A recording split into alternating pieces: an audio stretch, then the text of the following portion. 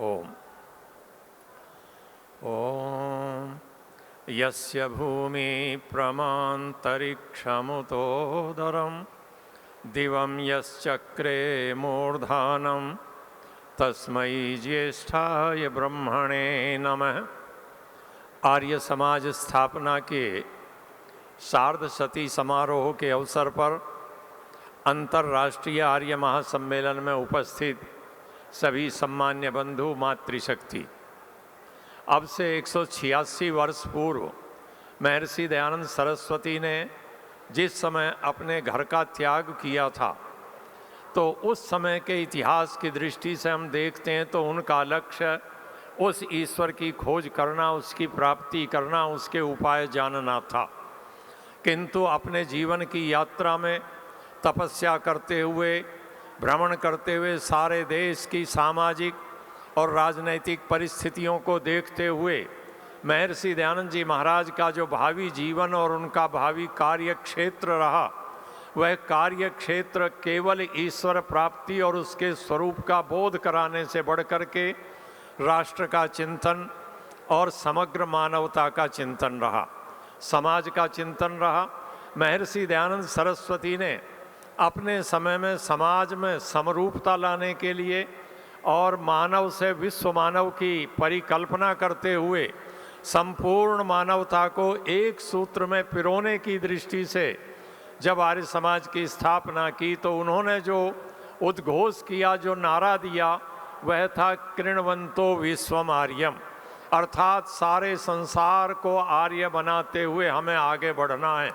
अर्थात ऐसा सारे संसार को बनाना है जिस संसार में जो समाज होगा, जो मानवता होगी, उस मानवता का किसी भी प्रकार का उत्पीड़न ना हो, उस मानव का किसी भी प्रकार से शोषण ना हो, किसी भी आधार पर शोषण ना हो, चाहे वह शोषण जातीय आधार पर होते हों या शिक्षा के आधार पर या देश की सीमाओं में बंद करके। महर्षि दयानंद ने अपना चिंतन प्रदान करते हुए मनुष्य मात्र को वेद अध्ययन का अधिकारी माना। भाई ये स्क्रीन वाले साथी प्लीज ये एलईडी स्क्रीन चलवा दो, पीछे से लोग फ़ोन कर रहे हैं, एलईडी स्क्रीन नहीं चलाई। मेहरबानी करें एलईडी स्क्रीन चला दें। जो साथी एलईडी स्क्रीन देख रहे हैं एलईडी स्क्रीन ऑन करें, प्लीज ऑन करें।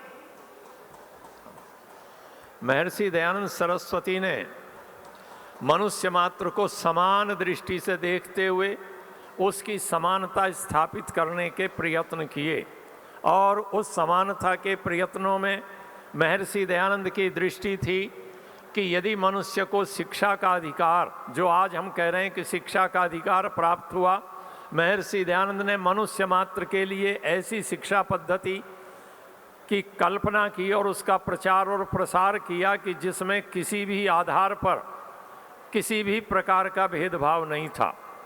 वहाँ था तो केवल मनुष्य मात्र को एक समान शिक्षा प्राप्त करने का अधिकार। उस समय में जहाँ मानव मानव के बीच में बड़ी खाइयाँ खुदी हुई थी, भेद थे, ऐसे समय में महर्षि दयानंद चाहते थे कि मनुष्य मात्र को, चाहे वह दरिद्र हो या राजा की संतान, सबको समान वस्त्र मिलने चाहिए, सबकी भोजन व्यवस्था एक हो, सबकी शिक्षा व्यवस्था एक हो। इस प्रकार का समाज तभी समृद्ध हो सकता है जब शिक्षा के माध्यम से कोई राष्ट्र प्रगति करे। ये महर्षि दयानंद की दृष्टि थी। ईश्वर के वास्तविक स्वरूप का प्रतिपादन करते हुए महर्षि दयानंद ने एक विशेष प्रयत्न उस समय किया था कि इस संसार के अंदर जितने भी मतांतर हैं, जितने भी संप्रदाय हैं, यदि उनमें कोई पारस्परिक विद्वेष है तो वह विद्वेष कहीं ना कहीं मानवता के लिए खतरा है, मनुष्य के अस्तित्व के लिए चुनौती है।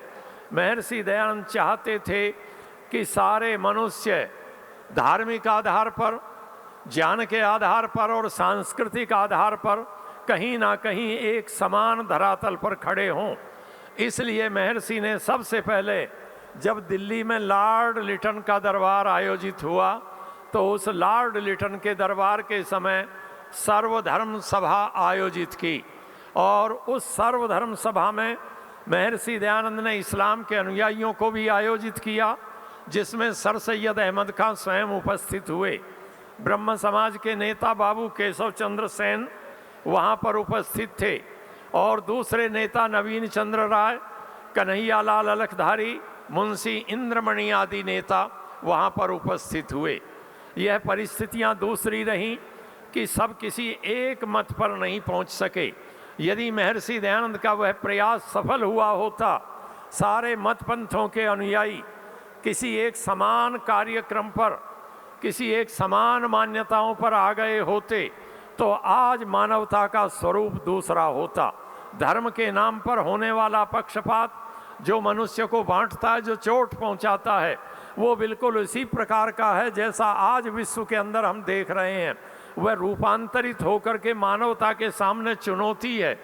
और यदि सारा वैचारिक धरातल पर मानव समाज कहीं ना कहीं एक जुड़ गया होता, इकट्ठा हो गया होता महर्षि दयानंद के प्रयत्नों से, तो उसका एक सुफल होता। आज विश्व के अंदर बढ़ता हुआ जो युद्धोन्माद है, यह युद्धोन्माद कहीं ना कहीं कम हो सकता था। जहाँ सारे विश्व मानव की कल्पना होती, सब अपने अपने उसमें संतुष्ट हो रहे होते, एक दूसरे का अधिकार छीनने का प्रश्न न होता। और महर्षि दयानंद जो मनुष्य को त्याग का भाव सिखाना चाहते थे कि समाज के लिए समर्पण करने का भाव व्यक्ति के मन में आए, और इसलिए महर्षि ने जब आर्य समाज के नियमों को रखा तो उन नियमों के समय महर्षि दयानंद ने बड़ा स्पष्ट कर दिया था कि सब मनुष्यों को सामाजिक सर्वहितकारी नियम पालने में परतंत्र रहना चाहिए और प्रत्येक हितकारी नियम में सब स्वतंत्र रहें।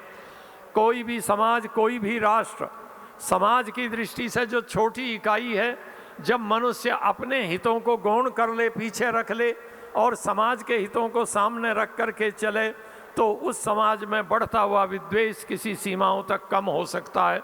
महर्षि दयानंद ये चाहते थे कि मानवता के अंदर सौहार्द स्थापित हो, और उस सौहार्द को स्थापित करने के लिए महर्षि दयानंद ने एक वेद को आधार बनाया। और इसलिए आधार बनाया क्योंकि वेद संसार की प्राचीनतम पुस्तक है।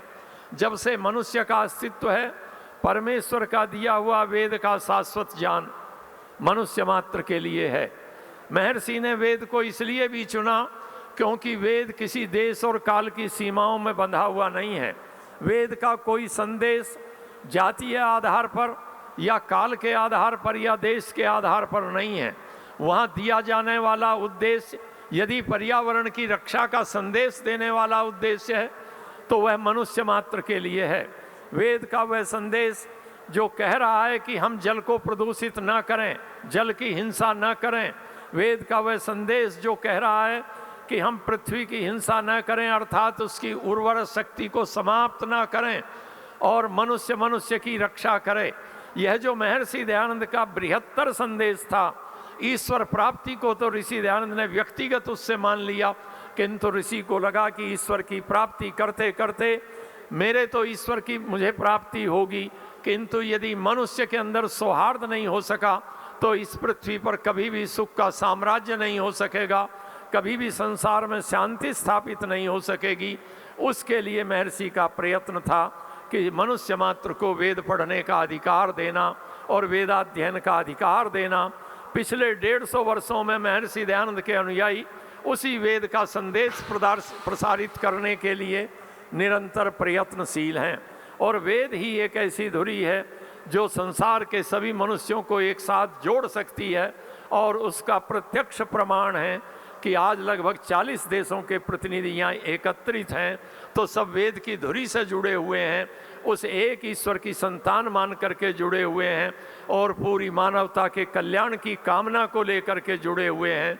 इन शब्दों के साथ धन्यवाद।